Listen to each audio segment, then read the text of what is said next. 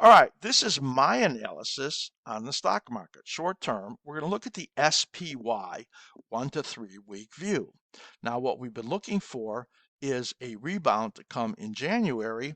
It's kind of looking like that is starting right now. It's tried a couple of times already to open the week on Tuesday.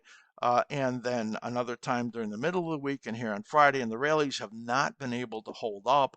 But now maybe this will be the time that the market can hold up, and I'll give you an idea of what I am looking at. So this is a look at the SPY. Now, for those of you that are brand new to our analysis or are just tuning in like on YouTube because all you wanted to see was the stock market analysis, well, make sure that you go back and you see what Matt said because he's going to he will show you the weekly and a bunch of our indicators, and you'll be able to see the bigger picture there. But what I'm going to show you is the daily, and we do cycle analysis. And on the bottom here are cycle brackets. That's how we see the energetic movements in the market.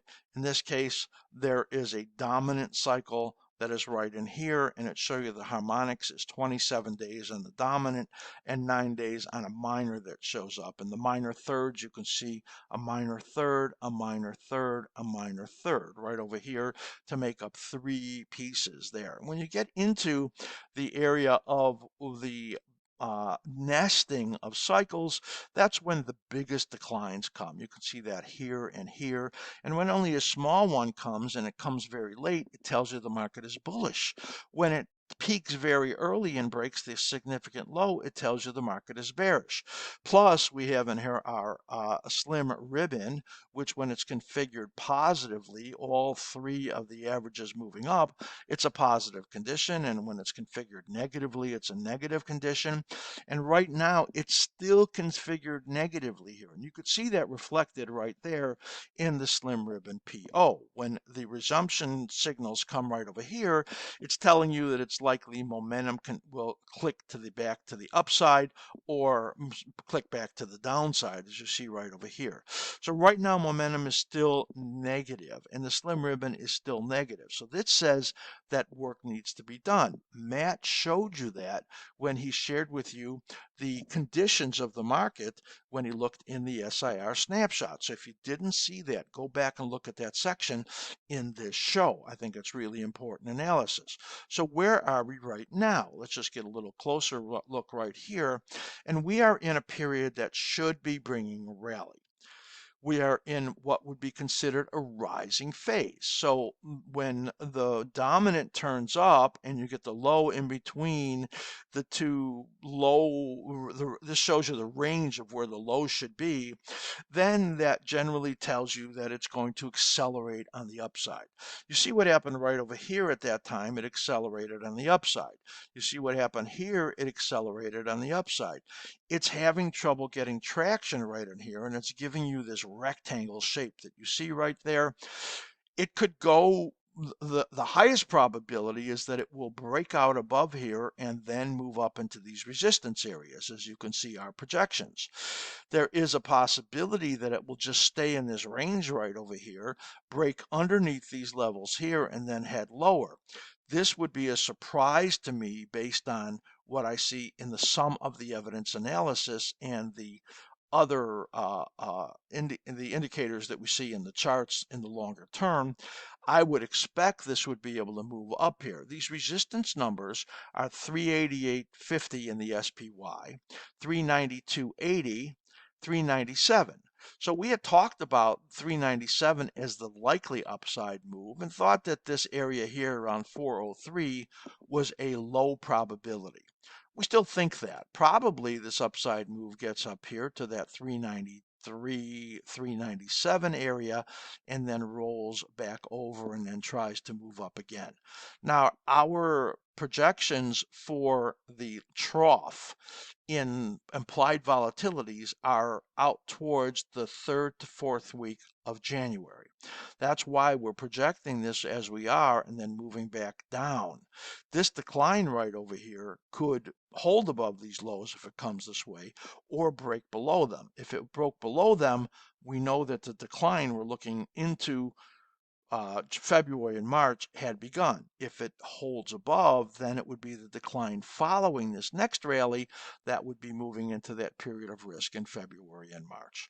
So right now, looking at only the next 1 to 3 weeks, the highest probability is we break out above that level, which would be 837.40, and then accelerate to the upside and get into this area 392 to 397. 393 to 397 with an outside chance over here at 403. Key number getting over the rectangle of 387.50, getting below this low right over here, which was 374.77. If that happens, the picture is a lot worse than what we think it is right now. Some of the evidence suggests the highest probability is that it moves to the upside into the third or fourth week of January. Add this to the great analysis that Matt just showed you, looking at some bigger picture stuff, and you see that the market has work to do right now. It is still in a negative condition, and it's going to have to change that before it can get any real traction to the upside right now. That is a look at the stock market. I hope you found that incredibly valuable. Hello, fellow traders and technical analysis enthusiasts. This is Matt with AskSlim. In this brief segment, I'm going to provide an overview of an essential technical analysis service that is available in our Level 1 membership, the AskSlim Stock Index Report, or for short, we call it the SIR Daily Snapshot. It is published each trading session a few hours after the close. The SIR Daily Snapshot is a comprehensive technical review of the S&P 500, NASDAQ 100, and Russell 2000. It is designed for active short-term and intermediate swing traders who look to use the major indexes as a proxy for their trade planning and are looking for ongoing technical insights regarding time, price, and direction. Our primary goal of the Daily Snapshot is to help our members make sense of the market conditions by providing education on the AskSlim technical methodology, which combines cycle analysis, which we use to measure the money flow patterns or market heartbeat to indicate the most likely times in the market is going to rise, peak, fall, and make a low. We combine that with momentum studies to help identify the primary directional bias and swing high, swing low techniques for identifying key price levels and projections. All of that data helps us to form a sum of the evidence to gauge whether the indexes are likely to make new highs or new lows. Cycle analysis helps to give meaning to the market messages and the chart patterns. What is key to look for are the peaks and troughs, the highs and lows made during the cycles. That information helps to define whether a pattern structure is positive or negative.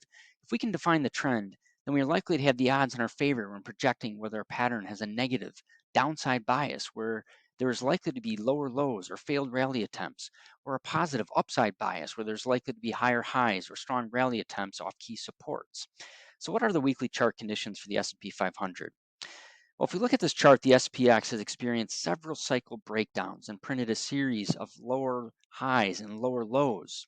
You can see that starting here back in October of 2021, where the S&P established a cycle low. Then we rallied and made a cycle peak, which has turned out to be a major top. Then we had a cycle breakdown, our first key indication of this major top. In that next rising phase, we failed to make a new higher high, and then experienced in that declining phase another cycle breakdown, continuing to indicate that we had a negative cycle structure. When we made the next lower low, and in the next rising phase or rally attempt, you can see that it failed to make a new higher high. And then when the cycle peaked and we went into the next declining phase, again, we had a cycle breakdown, continuing this pattern of a negative condition, which brings us to where we are now, where there is a higher probability that the current price action is going to fail in these minor weekly resistance zones, and that we roll over and have a likely retest because of the negative overall cycle structure, a retest of this prior cycle low. If we were to see the SPX get above the minus 78.6 here around 40.25 or so, then we would have to reevaluate this overall negative condition. Okay, let's take a look at our most recent daily snapshot that we published yesterday and see how we bring this information from the charts together. I'm going to click on yesterday's daily snapshot, which is available to all of our levels 1 through 4 members. When you open up a daily snapshot, you will notice that each report has 5 sections.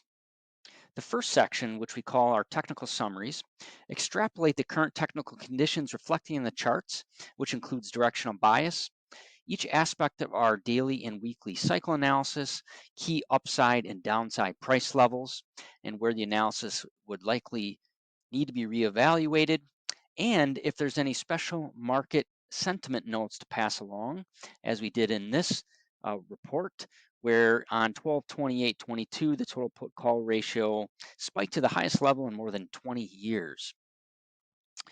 So we do this technical summary for each one of the indexes, the S&P, the NASDAQ, and the Russell 2000.